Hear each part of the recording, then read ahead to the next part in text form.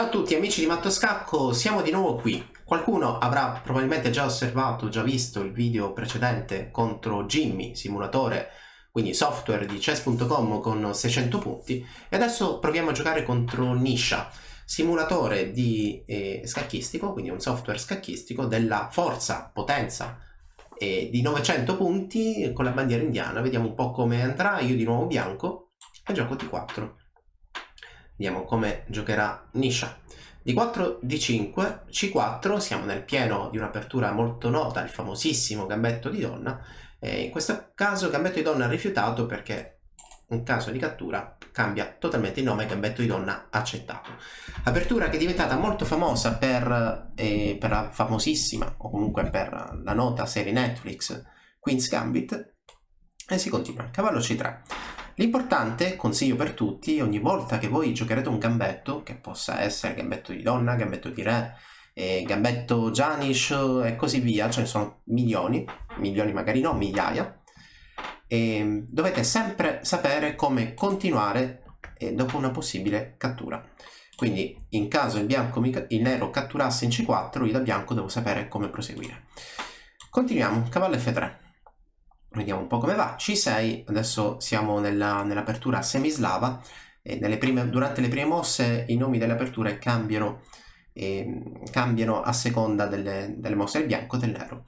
Gioco una mossa, non è la principale, la più giocata, andando a memoria, è sicuramente alfiere G5, anche alfiere F4 è molto interessante, e E3 molto timida, solida, è la mossa che propongo adesso. L'idea è chiaramente quella di mantenere il contatto su C4. Donna C2, ok, alfiere 7, donna C2, siamo nuovamente verso una linea della slava. In realtà ho dimenticato di commentare questa mossa alfiere 7 che è un po' timida, l'alfiere si trova molto meglio in D6. Le poche occasioni in cui l'alfiere nero si troverà bene in E7 è quando il bianco chiaramente inchioda e dà fastidio al cavallo in F6. Torre G8 per Nisha. Ok, Nisha, giocatore che simula la forza di un 900 punti sulla piattaforma di chess.com, e probabilmente Torre G8 è impegnativa perché vorrà dire che non si arroccherà più dal lato corto, quindi sul lato di re, e magari Torre G8 potrebbe avere l'idea futura di sostenere la spinta del pedone G. Come sempre, e così come consigliavo nel precedente video, l'ideale è sempre di avere un controllo lì al centro della scacchiera, sviluppare i pezzi proprio verso il centro della scacchiera e mettere il re al sicuro. Torre G8 vorrà dire che questo re resterà al centro. Ok, alfiere D3 per me, e contro un giocatore che resta con il re al centro, la strategia più semplice, quella che vi consiglio, sicuramente è mettere il vostro re al sicuro. Dopodiché, come se non ci fosse un domani, aprire la posizione. Quindi, come avete visto, arrocco corto, e dunque E4 per aprire la posizione. Cattura in C4, riprendo. Come prima, cerchiamo di aprire la posizione, cerchiamo di sfruttare al meglio la posizione di questo re nero che in linea 8 soffre un po'. Perché soffre? Perché chiaramente non può più arroccare corto, e anche arroccare lungo vorrà dire correre dei rischi su questa colonna C che si è aperta sin dall'apertura. Come poter continuare? Cerchiamo di scansionare, va bene, questo termine è un po' particolare, facciamo una scansione, un'analisi concreta della posizione che abbiamo di fronte, e ci accorgiamo che ci sono alcuni pezzi non difesi. La donna in C7 non è difesa, la torre in linea 8 non è difesa, dopodiché un altro modo per valutare in modo concreto e oggettivo la posizione è anche l'individuazione di case deboli. Ad esempio, case di cui un giocatore non può più controllare con i propri pedoni. D6 senz'altro una casa debole, così come B6. Ricordate che le case deboli dovete sempre cercarle nella traversa 5 e 6 dello spazio del nero e nella traversa 3 e 4 dello spazio del bianco. Cosa hanno in comune questi pezzi difesi con queste case deboli? Ok, probabilmente la donna è su una casa, o meglio, è in difesa e c'è questa casa D6 non controllata, e allora la domanda potrebbe essere: come potrei attaccare la donna? Come potrei controllare le case deboli? Ricordate che controllare le case deboli con i vostri pezzi leggeri vorrà dire migliorare la posizione dei vostri pezzi. E allora, a tal proposito, gioco una mossa che in altre aperture è conosciuto come la triangolazione dell'alfiere. Che sarà mai?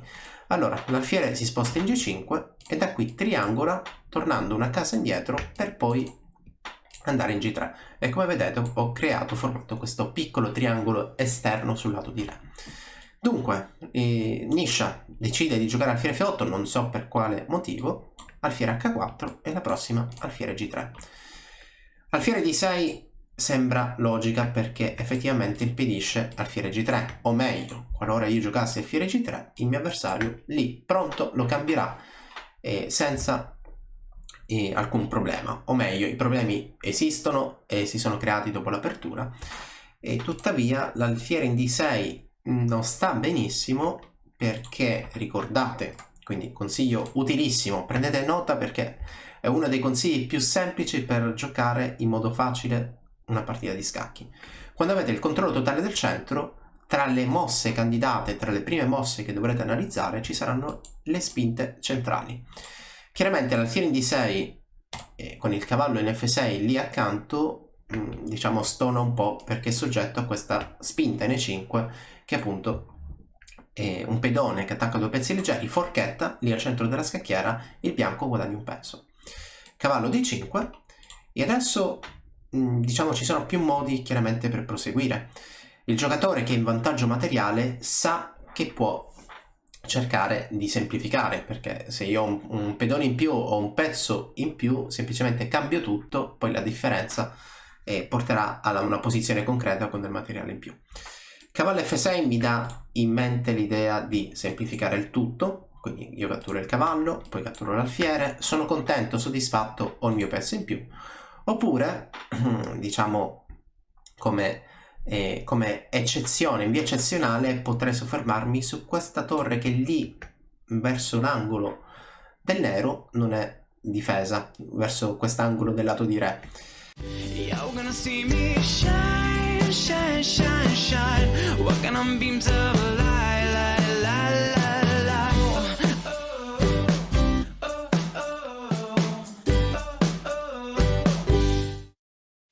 Come la potrei sfruttare? Un donna per H7 molto spontanea, attaccando il pezzo indifeso, la torre dovrà essere difesa o mossa e poi continuare le mie semplificazioni.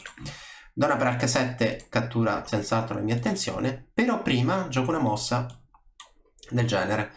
Il mio alfiere cattura il suo cavallo. Qual era l'idea? In caso di nuove semplificazioni potrebbe darsi che in un determinato momento una mossa come cavallo B5 poteva ulteriormente creare problemi sulla donna. Re F8, ok, Re F8 anticipa la mia donna per H7 perché la sua torre è già difesa.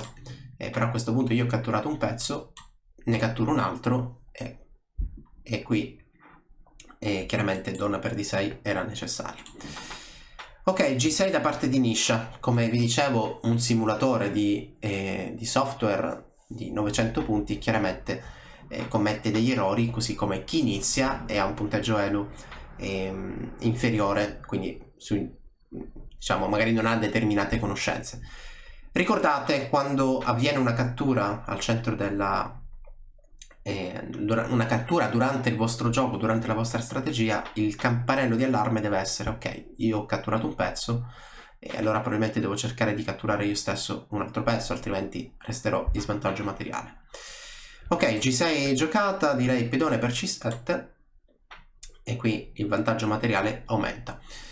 Non so tra Jimmy, il mio precedente avversario, e Nisha chi effettivamente sia più forte, perché chiaramente pedone per D6 attacco la donna non si sposta, io la catturo, sono contento, soddisfatto ed effettivamente così prosegue la partita.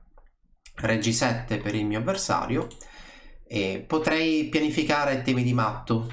Il miglior modo per pianificare temi di matto è partire dalla fine, quindi partire da possibili potenziali posizioni finali che voglio raggiungere. Ad esempio mi viene in mente una donna in H7 sostenuta dal cavallo. Un altro tema di matto che mi viene in mente è cercare di posizionare un alfiere in F6 con la donna in H6, quindi il controllo fortissimo delle case nere. Chiaramente questo re si deve spostare lì all'angolo del lato di re. Tuttavia il mio alfiere è sotto attacco, quindi direi che lo sposto, magari lo sposto in C4. Perché in C4? Perché la casa E4 la volevo libera per il mio cavallo, per andare anche preparando il mio cavallo in avanti per attaccare. Casa debole, torre non difesa, cavallo di 6, direi che è una mossa molto spontanea. Ok, la torre si sposta. E anche qui, o comunque sia, quando voi state cercando di giocare le vostre partite, chiedetevi cosa posso fare, quali potrebbero essere le idee in attacco, le idee di matto, e per trovare delle risposte concrete vedete voi stessi quali case state controllando intorno al re del vostro avversario.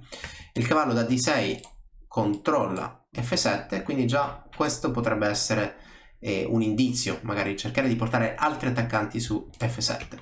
Anche la casa F6 è controllata da questo alfiere che lì da lontano, non lontanissimo, controlla appunto la casa F6. Come potrei portare altri pezzi in gioco? Direi che il cavallo salta in E5, aumento il contatto e il controllo su F7, e mi aspettavo da parte sua una difesa, ma Nisha mi sorprende non meno di Jimmy del precedente video. A questo punto direi che posso catturare oppure puntare a temi di scacco matto. Provo a posizionare la donna su questa colonna proprio per creare temi di matto, quindi donna E2 ha come idea probabilmente donna F3, in alcuni casi donna H5, mossa altrettanto forte perché F7 è sovraccarico. Ok, non mi cambia il centro, io riprendo di pedone, ma la minaccia resta. A questo punto quiz per tutti, qui già siamo in presenza di una posizione di scacco matto e di un tema tattico, quindi per chi vuole metta in pausa il video, o meglio cercate il matto e poi mettete pausa in video, altrimenti mettendo pausa il video senza sentire la mia richiesta non sapreste forse cosa fare. Ok, il bianco qui muove e vince, c'è una sequenza di matto forzato, cerchiamo di capire chi saranno i protagonisti. Sicuramente donna e cavallo sono coordinati su F7 e questo permette la passivizzazione della torre avversaria, della torre nera che lì in F8 chiaramente è vincolata alla difesa.